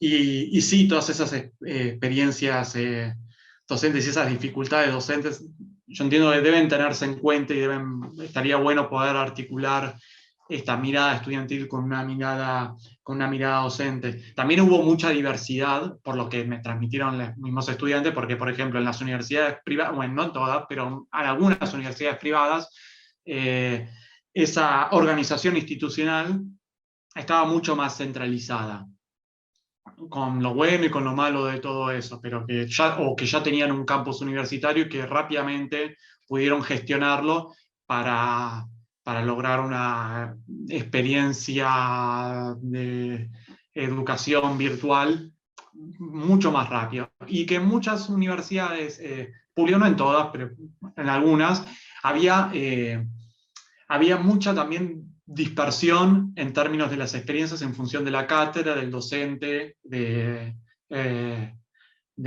bueno, básicamente la cátedra y del docente, de las comisiones dentro de esa misma cátedra. Que las experiencias educativas eran muy disímiles al interior de una misma materia, de la misma carrera, todo ese tipo de cosas. Eso habla también, digo, que algo que también es un valor de la universidad pública, que es la libertad de cátedra, la libertad de organizar las formas pedagógicas de esa universidad, pero también tuvo, no sé, como corolario en el marco de esta dificultad, estas cuestiones y que generaron otros tipos de experiencias estudiantiles. Y en ese caso las experiencias estudiantiles fueron muy diversas, porque variaban un montón. Yo acá, en esta exposición en general, me estuve centrando en los puntos en común. Las dificultades, bueno, también respecto de esto que vos nombrabas del CIED, no todo del CIED, no todas las universidades están ascriben a ello, entonces también hay lógicas de organización institucional que varían en función de la institución, así que la pregunta en cómo podemos transmitir es una gran pregunta que yo no sé en el sentido más sociológico, investigativo de la pregunta, o sea, no analicé las experiencias de distintos docentes, pero entrar en diálogo con cómo la vivieron los estudiantes, por decirlo así, tal vez es una buena manera de empezar, o eso espero. Claro, a mí me parece interesante esto que vos planteás de empezar, digamos, a mirar este concepto de experiencia también, ¿no? Estudiantil. Porque cuando hablamos de experiencia o hablemos de trayectorias escolares, no educativas, trayectorias escolares dentro de nuestras facultades, me parece que necesariamente experiencias tienen que estar atadas a estos vínculos pedagógicos, ¿no es cierto?, que el estudiante establece con los docentes, con los compañeros, con el contenido, con el contexto, con las propuestas. Digo, porque no me cuesta por ahí, a mí, me cuesta por ahí separar, ¿no?, la experiencia sin ese contexto de la cual estamos hablando, ¿entendés? O sea, por eso digo que es interesante también que cuando uno pueda, digamos, plantear espacios de investigación, o también de ver el perfil de nuestros ingresantes, o la trayectoria también que se puede dar con nuestros ya matriculados en la facultad, ver esta trayectoria, estas experiencias a la luz de un contexto, a la luz de aquellas cuestiones que están involucradas, ¿no es cierto?, para poder hacer un análisis más comprensivo de ese todo, ¿no? Me parece que esto también lo dejás, Andrés, como un interrogante que a mí me interesa muchísimo, poder tener esta mirada a la luz de lo que uno quiera recoger como información en pos siempre de los aprendizajes de nuestros y de nuestras estudiantes, ¿no? Porque para eso estamos en las facultades, no teorías vacías como por ahí las estamos viendo, no solamente aquí en La Pampa, sino también en otros lugares donde uno tiene gente muy conocida y que, bueno, también nos comentan esto. Entonces, parece que queda este interrogante como para empezar a mirar a la luz de todo este contexto, las experiencias que manifiestan tener nuestros estudiantes. Sí, bueno, muchas gracias también por los halagos, Adriana. Claramente la experiencia estudiantil sí, también es una experiencia pedagógica que yo la estoy mirando de vuelta, desde el lado de los estudiantes, cómo vivieron ese vínculo pedagógico ellos, que después no me animaría a decir si esa relación pedagógica cumplió los objetivos de la materia o de la carrera, etc. Pero sí ellos viven esa experiencia también como una experiencia pedagógica, y que bueno, para quienes quieren pensar y como necesitan pensar, reflexionar sobre un proceso que es mucho más amplio, mucho más complejo y que involucra distintas aristas, digo, esta será una de ellas, espero. Después hay que involucrar, la dimensión que involucra más los usos y los usos pedagógicos de las nuevas tecnologías, pero también una mirada pedagógica más general, las experiencias docentes, las políticas institucionales y la lógica organizacional más meso, entre varios otros aspectos. Así que toda esta dinámica, esta problemática más general a la luz, como vos decías, de un contexto más general, es indispensable para reflexionar sobre lo que nos preocupa, que es, bueno, ¿qué hace la universidad en esta nueva coyuntura?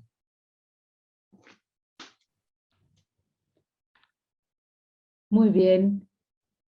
Creo que ya estamos sobre el cierre. Patri, tomo el mensaje de Aldana Funes que deja en el chat, que de alguna manera resume, bueno, y Juan Pablo también lo agrega, lo interesante de estos espacios tan enriquecedores, que dejan interrogantes, como decía Adriana también, excelente presentación y ponencia, Andrés, muchísimas gracias por todo.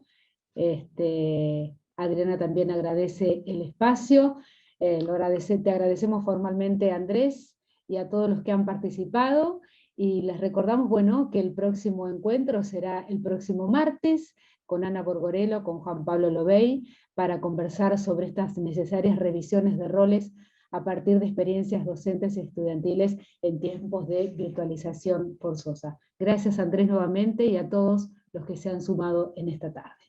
Muchas gracias por la invitación, y espero al martes que viene verles en la presentación de Juan Pablo. Gracias. Gracias por todo. Gracias.